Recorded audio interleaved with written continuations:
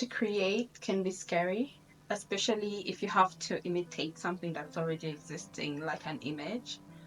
Another thing that creation pushes you to realize is how it's so hard to replicate something that's existing in nature.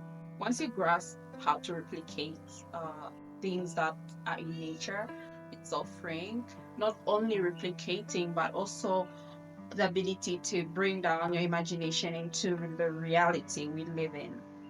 This painting has been inspired by a model that I saw, and I really wanted to bring in the essence of the model.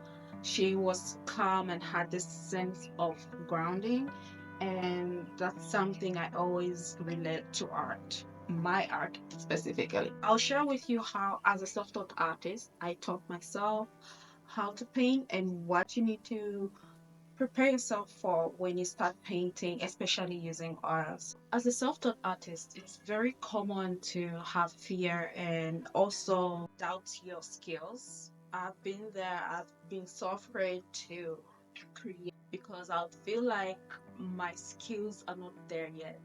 And that has been my issue for the past 10 years. 10 years. And I think about it, I'm like, wow, that's a long time to not create what you really want to create because you're stuck in this phase of, oh, I need to first get better at something instead of just starting.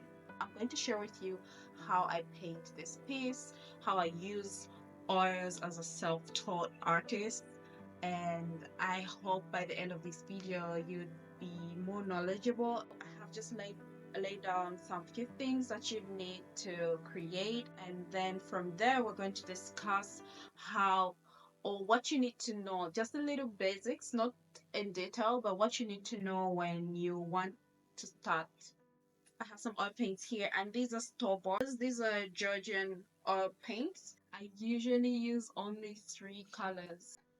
Here we are. These are the colors that I use. We have, so this one is alizarin, and we have cadmium yellow, we have French ultramarine. I literally use these colors when I paint. Obviously, you need brushes. I think you can go to any store and just get brushes. I'm not very particular about brushes, but I know good brushes obviously can take you a long way. You need brushes and you need a canvas. So you also need a cloth. You need a surface to paint on. I bought a very expensive palette, and now I'm using boxes. So what I do is I just wrap them with the plastics.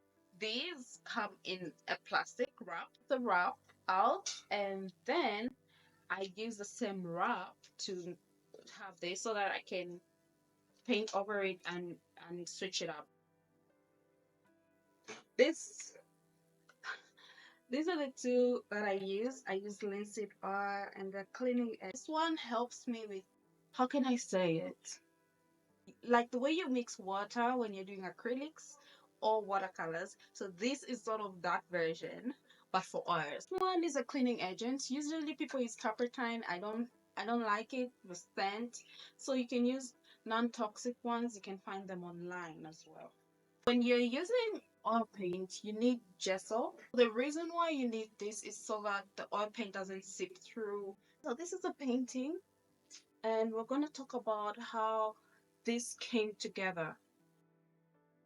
Now we're going in with our three colors. We have red, we have yellow, and we have the blue. So what I usually do is I mix these three colors to give me the different shades of brown that I need for the painting. I have my yellow and I come in with my red. It gives me a more orange sort of mix. And from there, I add in the blues and have a sort of brown color to it.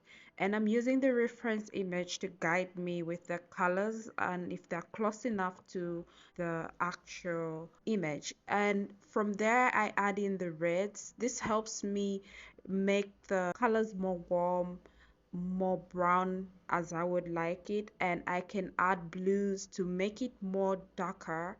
So I would add red and blues and keep darkening it because red and blue gives us a purple, so we can have that dark purple sort of color, but with the yellow, which makes it sort of like dark. And from there, I can have the mix brightened up with the yellow or with the white. And that's how I usually mix my colors. Now I'm starting to paint, and this is just me putting in the paint on the canvas, filling up my background according to what I see in the image. And then now, when I start painting, this is where you have to be gentle with yourself. You have to be very patient because this is the beginning stage now where you're putting in your shapes, and you have to give yourself time to breathe and just make sure you're putting in the right proportions and going in with your darks and building up the painting.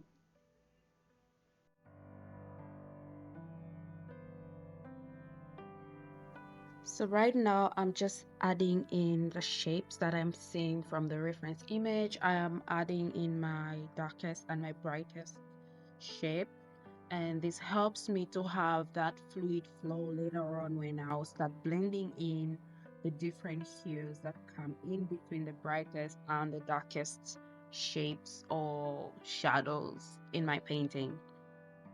This helps me build an overall shape and ground to work on before I come in with more details as I paint.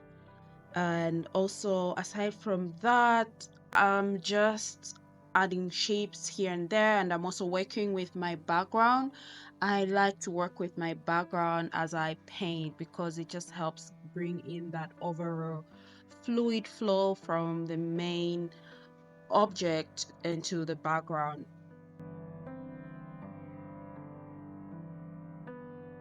Oil painting can be intimidating, and I was intimidated when I started, but once I understood the basics, it was easy for me to continue, especially when it comes to the mixing of my colors, because it helped me not to waste time when it comes to mixing my colors whenever I had a session. And I didn't have to do that over and over again because of the slow drying time that oil painting has.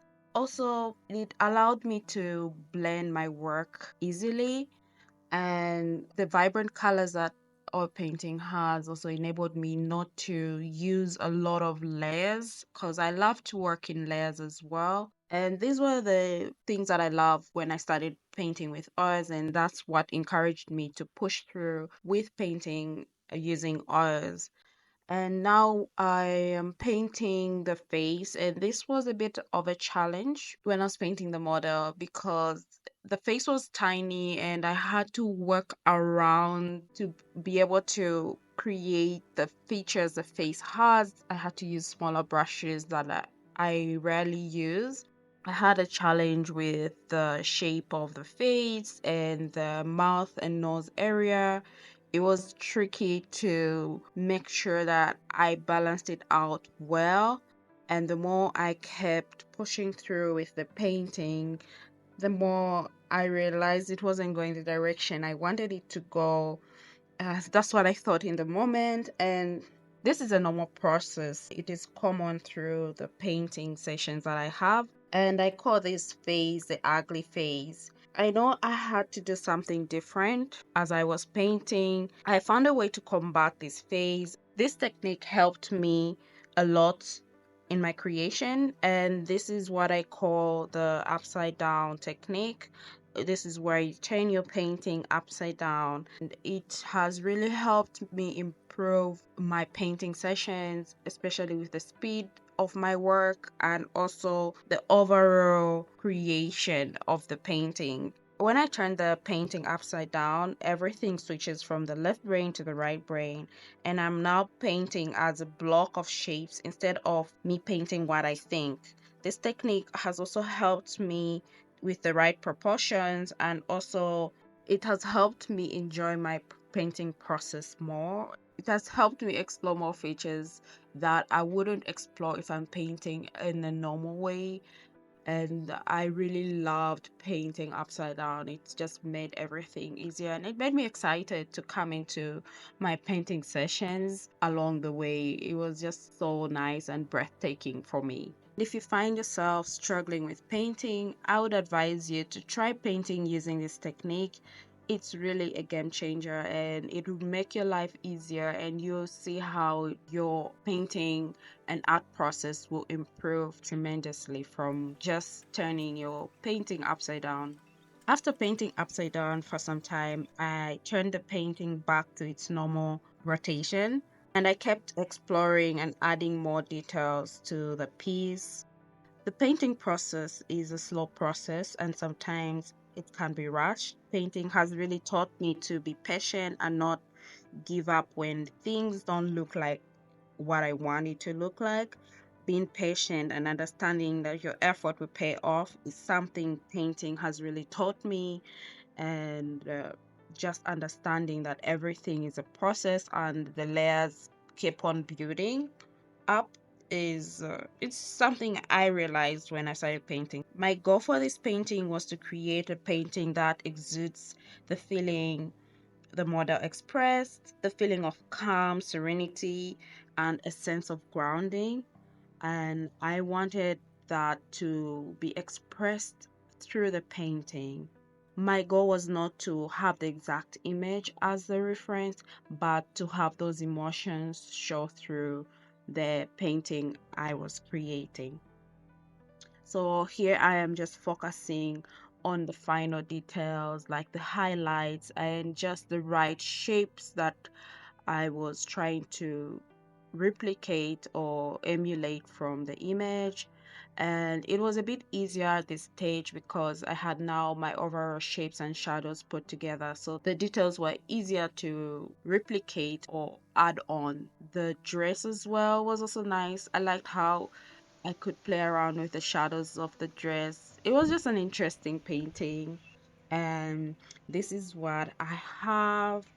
If you enjoy this kind of content, or if you want to learn more and explore more of your imagination, I have a video that talks about how you can paint from your imagination, and do click on that. And I hope it will enlighten you and give you the confidence to go out and create. Do like and subscribe. Thank you for watching this video.